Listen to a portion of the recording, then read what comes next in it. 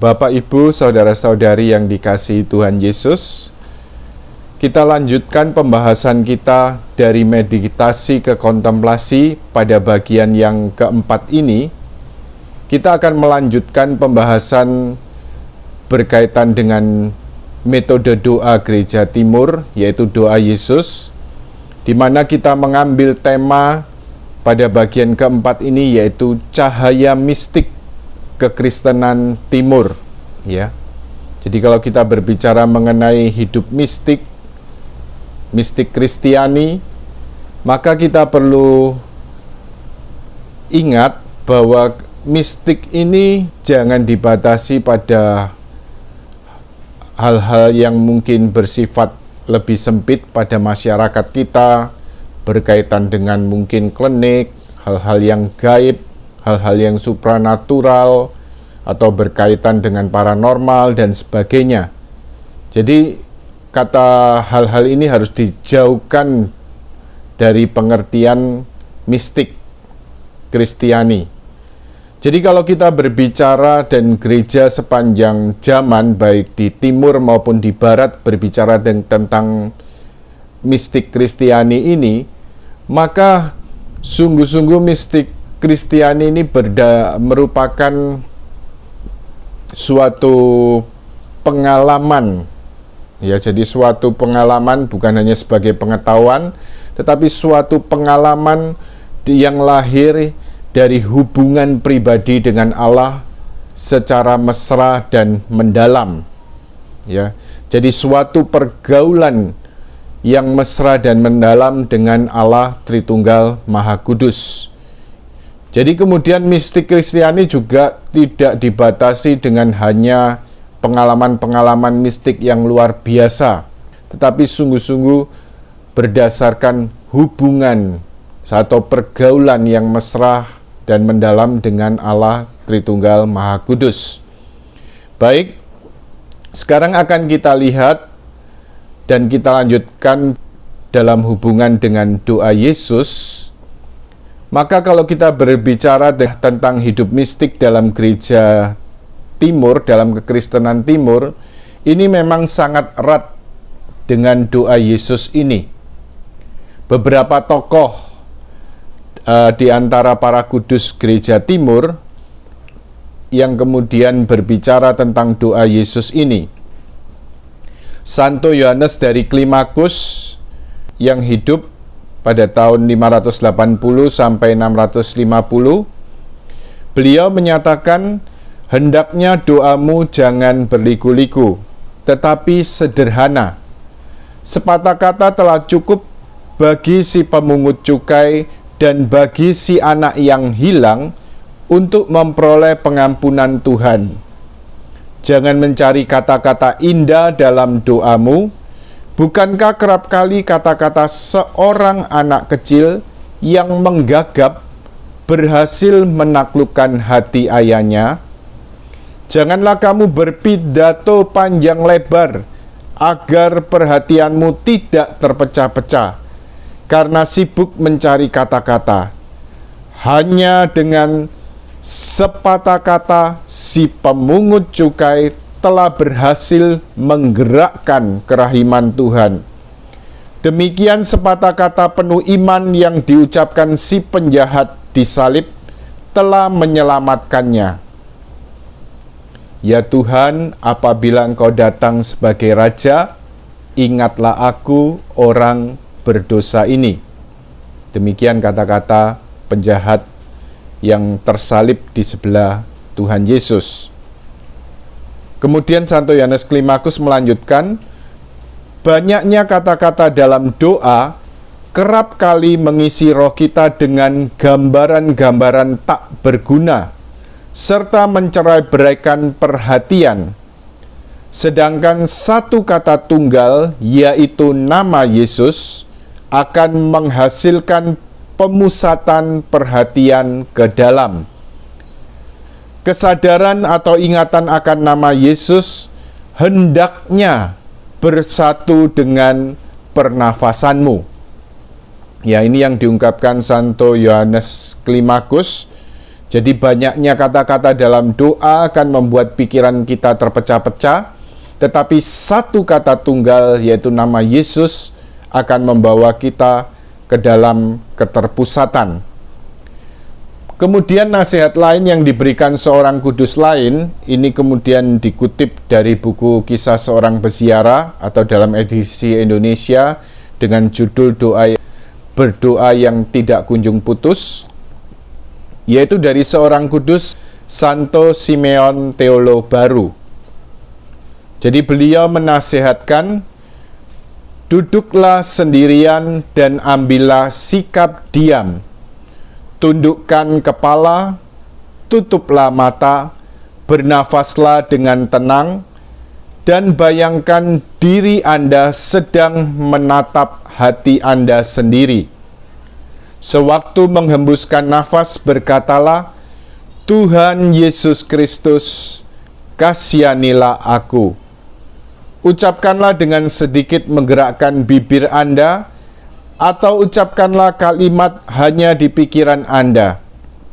Usahakanlah agar Anda menyingkirkan semua pikiran yang lain. Tenanglah, bersabarlah, dan ulanglah proses itu sekerap-kerapnya. Jadi ini nasihat Santo Simeon Theolobaru berkaitan cara praktis mendoakan doa Yesus. Jadi karena sudah disinggung dengan untuk menyingkirkan semua pikiran, maka secara praktis juga dapat kita lihat, kadang-kadang ketika kita melakukan doa Yesus ini, pikiran ini bisa melantur kemana-mana. Ya, mungkin kita duduk di satu tempat dan mulai berdoa Yesus, lalu kemudian pikiran ke sana kemari, ya. Ini gambarannya seringkali dikatakan bahwa pikiran manusia ini berkaitan dengan pelanturan ini seperti monyet, ya.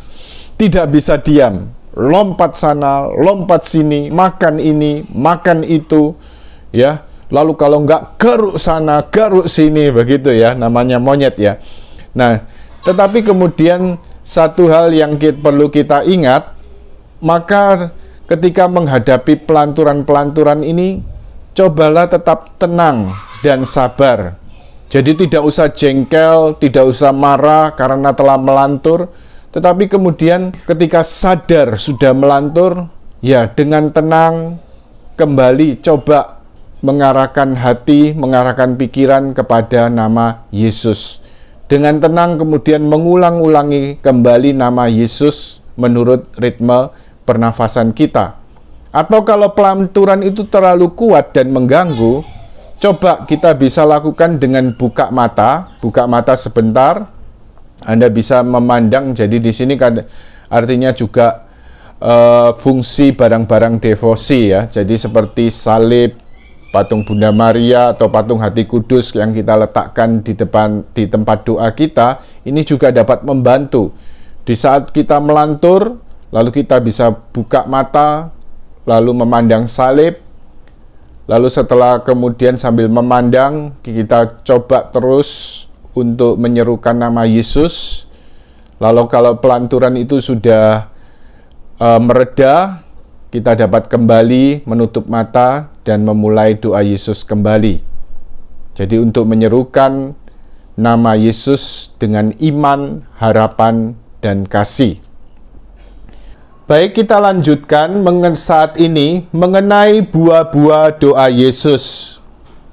Jadi memang saya ambil pengajaran ini, memang biasanya kalau untuk retret biasanya lebih sederhana ya. Tetapi kemudian memang saya ambil pengajaran ini dari buku Doa Yesus. Memang satu rahmat yang boleh kita terima sebagai umat Katolik Indonesia, memang doa Yesus ini boleh katakan menjadi tersebar di Indonesia. Ini dari pelayanan Romo Yohanes Indra Kusuma CSE bersama para suster Putri Karmel dan juga para frater CSE. Nah, ini dapat kita jumpai secara praktis, memberikan bimbingan, juga pengertian mengenai doa Yesus dari tulisan Romo Yohanes Indra Kusuma CSE. Demikian juga Ada buku yang praktis juga mengenai berbagai metode doa yang ada, baik metode meditasi diskursif, doa Yesus, Lectio Divina, maupun juga metode doa lisan yang lain. Secara praktis ini ada buku dan juga tentang hidup dalam roh, ya. Jadi buku yang berjudul Hidup dalam Roh ini sudah dicetak beberapa kali. Saya ingat pertama kali mungkin saya beli itu pada masa kuliah, pada masa mahasiswa, pada masa camping, ya. Itu buku kecil, masih diterbitkan menjadi bagian seri Karmelitana.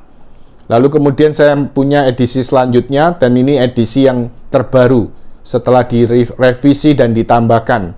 Jadi ada metode-metode doa yang praktis, yaitu judulnya Hidup dalam Roh, ditulis oleh Romo Yohanes Indrakusuma, CSE. Ya. Baik, sekarang kita lanjutkan mengenai buah-buah doa Yesus. Jadi kita lanjutkan mengenai buah-buah doa Yesus, menghantar ke dalam hesukia. Jadi menghantar ke dalam hesukia. Jadi kita lihat tadi doa Yesus berasal dari satu tradisi rohani di gereja timur, yaitu hesikasme. Hesikasme ini berasal dari kata hesukia. Jadi doa Yesus yang dilakukan terus-menerus ini menghantar ke dalam hesukia. Artinya ketenangan, keheningan, kedamaian.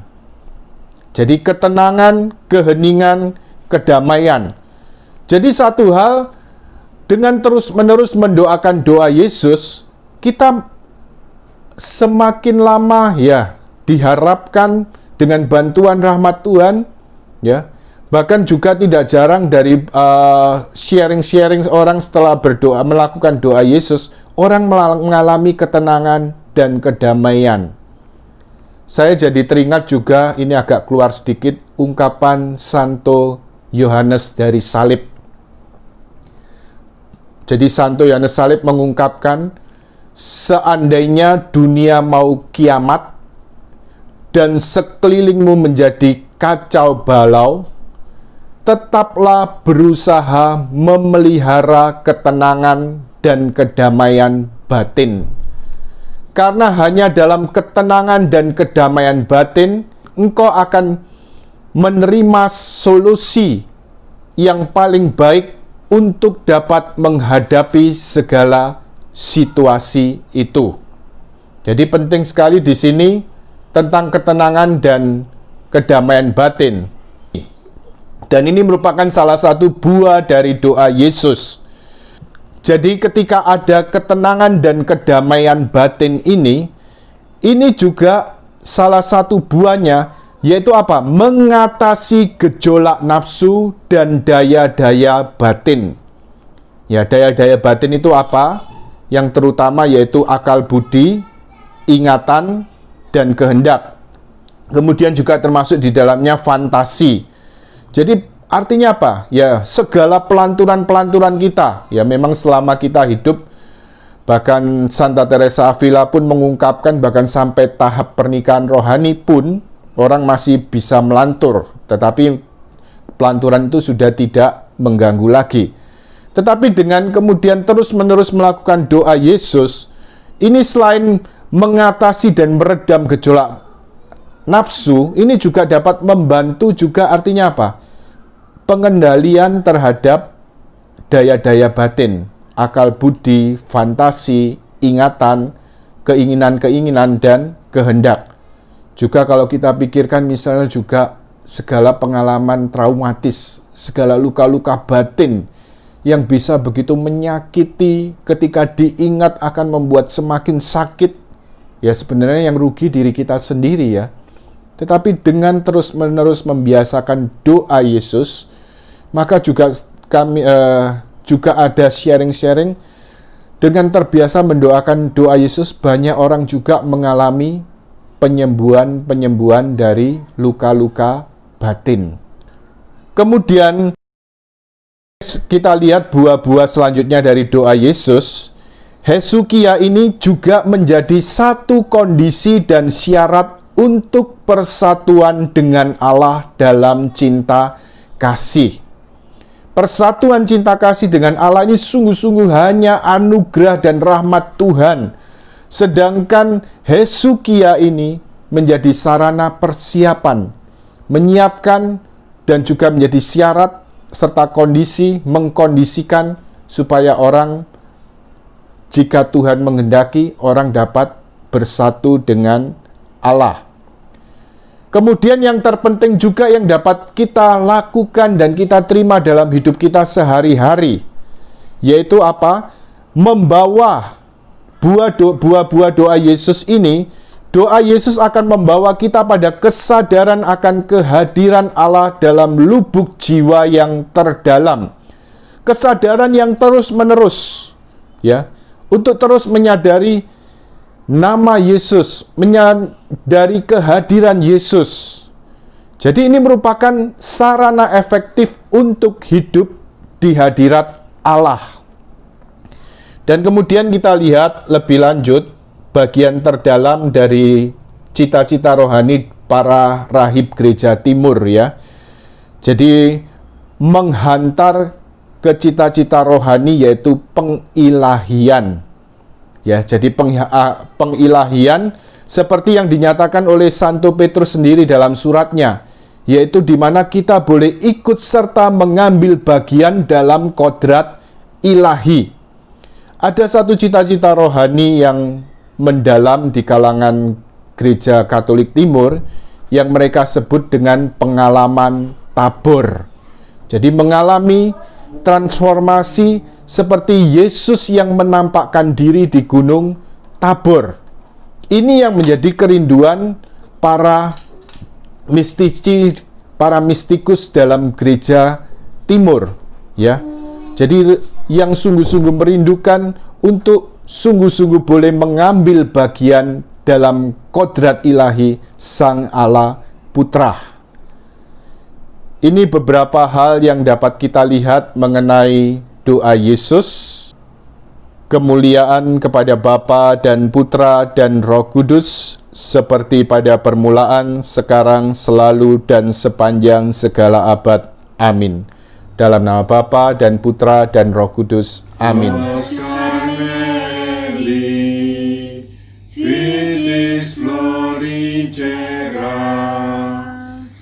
Splendor Celi, Virgo Puerbera, Singularis, Maternitis, Septilinesia,